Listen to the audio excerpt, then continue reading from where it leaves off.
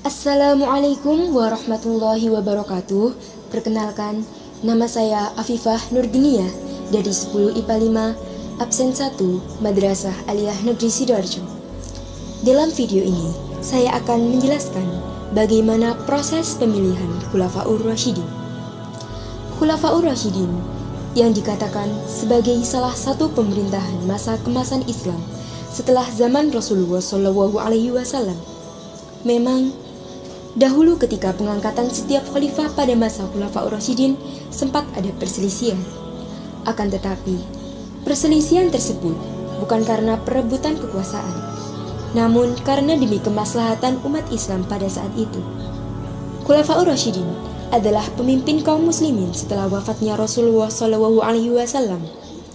Adapun jumlah Khulafaur Rasyidin ada 4 orang, yang mana semuanya adalah sahabat Rasulullah, yaitu Abu Bakar As-Siddiq, Umar bin Khattab, Utsman bin Affan, dan Ali bin Abi Thalib.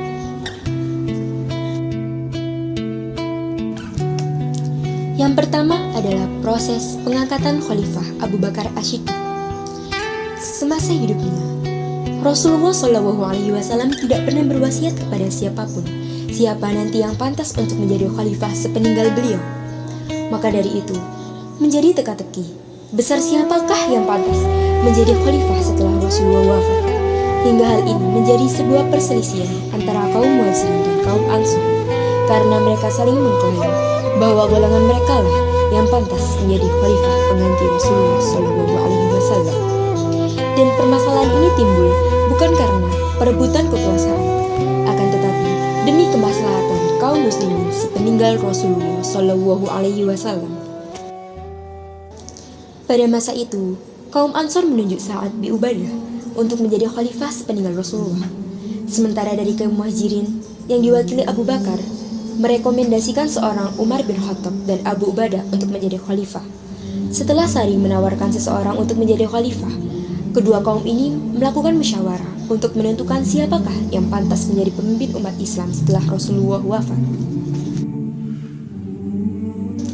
Musyawarah sempat berjalan alot, namun akhirnya semuanya yang terlibat dalam musyawarah bersepakat bahwa kaum Muhajirin lah yang pantas untuk mengemban amanah sebagai pemimpin umat Islam setelah menimbang argumen yang kuat yang ditegaskan oleh Abu Bakar bahwa kaum Muhajirin telah diistimewakan oleh Allah Subhanahu wa Ta'ala karena pada permulaan Islam mereka telah mengakui Muhammad sebagai nabi dan tetap bersamanya dalam situasi apapun, sehingga pantaslah khalifah muncul dari kaum Muhajirin.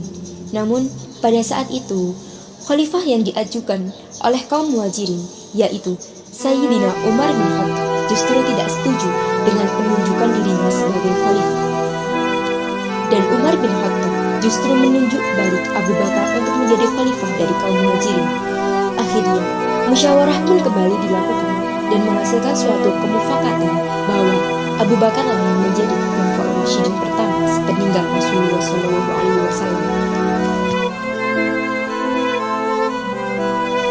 Kemudian Umar bin Khattab menjabat tangan Abu Bakar dan menyatakan baiatnya terhadap terpilihnya Abu Bakar sebagai khalifah, yang kemudian diikuti oleh Sa'ad bin Ubadah serta diikuti oleh umat Islam yang lain. Abu Bakar juga disebut dengan Khulafatur Rasul, yang artinya sebagai pengganti Rasul. Abu Bakar menjabat sebagai khalifah selama kurang lebih 2 tahun, yaitu 632 sampai 634 Masehi atau 11 sampai 13 Hijriah. Kedua, yaitu pengangkatan Khalifah Umar bin Khattab. Setelah kurang lebih 2 tahun menjabat sebagai seorang khalifah, kesehatan Abu Bakar mulai menurun. Dan ketika Abu Bakar mulai merasakan sakitnya semakin berat, beliau memanggil para sahabatnya dari kaum Muhajirin maupun kaum Ansor, di antaranya Abdurrahman bin Auf, Utsman bin Affan, Sa'id bin Zaid, serta sahabat yang lainnya. Tujuan dari Abu Bakar mengumpulkan para sahabat adalah untuk meminta persetujuan kepada mereka untuk menunjuk sahabat Umar bin Khattab untuk menjadi khalifah setelah Abu Bakar wafat. Para sahabat pun serempak setuju atas penunjukan yang dilakukan oleh Khalifah Abu Bakar tersebut. Dan kemudian ditulislah surat wasiat mengenai hal tersebut yang ditulis oleh sahabat Utsman bin Affan.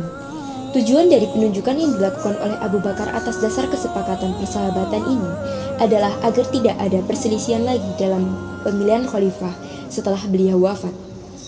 Setelah Khalifah Abu Bakar wafat, wasiat pun dilakukan. Sahabat Umar bin Khattab diangkat dan dibaiat di hadapan umat Islam. Dengan demikian, Khalifah Umar bin Khattab telah resmi menjadi Khalifah Ur-Rasyidin yang kedua. Umar bin Khattab terkenal dengan julukan Mirul Mukminin. Umar bin Khattab menjabat sebagai khalifah selama 10 tahun, yaitu mulai dari tahun 634 sampai 644 Masehi atau 13 sampai 23 Hijriah. Kemudian, pengangkatan Khalifah Utsman bin Affan. Setelah kondisi Khalifah Umar semakin melemah karena ditikam oleh seorang budak Majusi dari Persia, Khalifah Umar mulai memikirkan pengganti sebagai khalifah apabila kelak ia wafat. Cara memilih penggantinya Khalifah Umar tidak seperti Abu Bakar yang menunjuk langsung penggantinya. Akan tetapi, membuat tim formatur yang beranggotakan 6 orang, diantaranya adalah Utsman bin Affan, Ali bin Abi Thalib, Thalha bin Ubaidillah, Zubair bin Awam, Abdurrahman bin Auf, dan Sa'ad bin Abi Waqqas. Tim formatur tersebut diketuai oleh Abdurrahman bin Auf. Nantinya yang menjadi khalifah adalah salah satu dari 6 orang yang menjadi tim formatur tersebut. Setelah Khalifah Umar bin Khattab meninggal, barulah tim formatur tersebut mulai kerjanya untuk menentukan siapa yang akan menjadi khalifah setelah Khalifah Umar. Dari 6 orang tersebut, 4 orang diantaranya mengundurkan diri sebagai calon khalifah ketiga, dan hanya menyisakan 2 nama, yaitu Utsman bin Affan dan Ali bin Abi Thalib.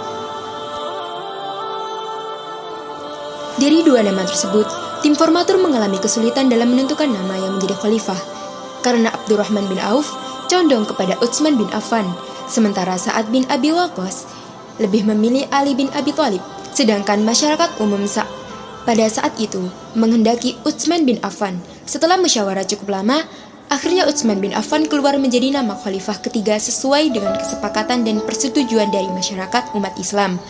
Khalifah Utsman diangkat menjadi seorang khalifah pada usia 12 tahun dan memimpin umat Islam kurang lebih 12 tahun, yaitu mulai dari tahun 644 sampai 656 Masehi atau 23 sampai 35 Hijriah.